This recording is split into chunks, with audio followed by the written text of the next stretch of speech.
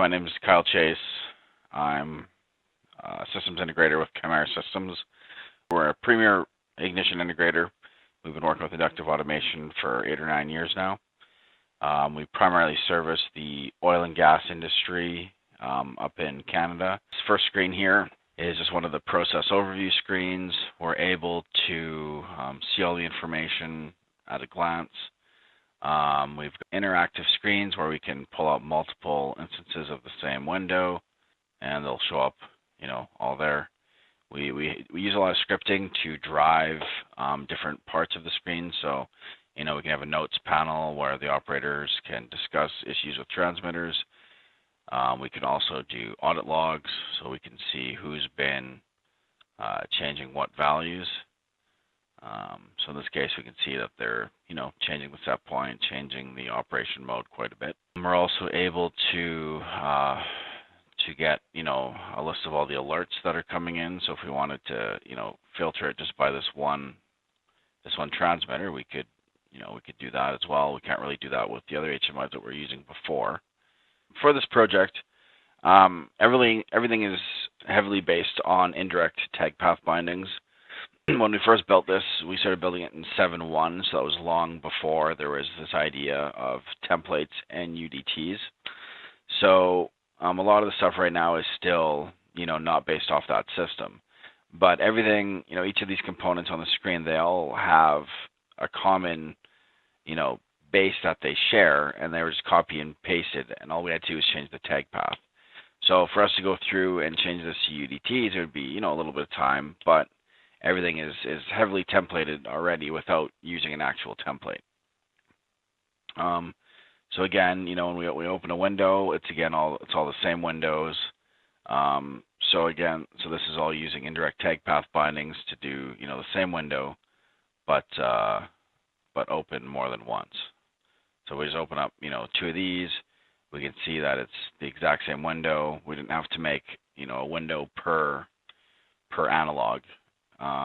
And we were able to use tag indirection throughout the whole facility.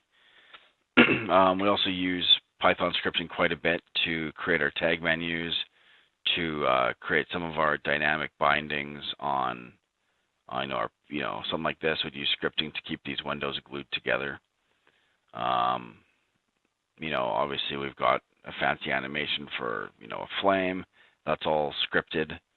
As well as all of our click to graph, all of our extra functions where we have a meter as an example. These all share the same common base, but anything that has a meter factor will have that added. And we didn't have to do that on a per device level. We didn't have to modify the base template. We just have a script that lets us add dynamic menu functions. The database is used quite a bit to do things such as reporting. So, this is just a complex report that pulls data from multiple tables.